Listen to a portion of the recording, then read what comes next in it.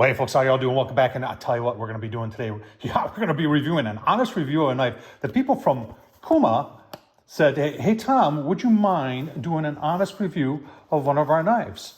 And they sent me this chef's knife, and I said, well, of course, that's what we do here. We do honest reviews. So we're going to take a look at it online, and you know what? We got some steak we're going to cut with it, folks. I'll tell you what, I love brand new knives. Let's get started. All right, here it is online. That's their website right there. I'll leave the link down below. KUMAknives.com. And you can see they make it with Japanese Damascus steel. I don't know a whole lot about steel, but 67 layers sounds pretty good. And the one we're going to be looking at today is this chef's knife.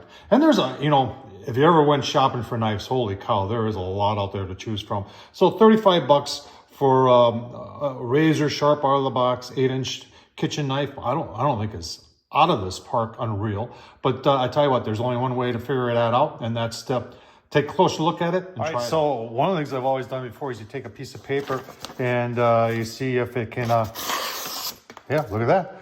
It shows you that it is pretty sharp. It goes right through. A lot of people always say, well, how does it feel? And it feels like a knife. I have no issues with how it feels. The blade is a little bit of give to it, but it's also rigid where it needs to be rigid. So I think it's a pretty nice knife. Let's try cutting some steak with it.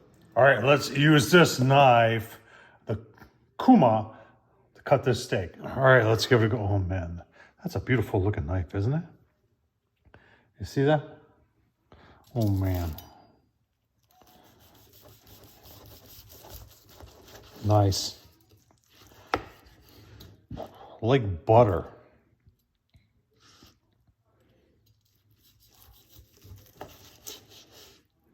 That works very, very nice, folks.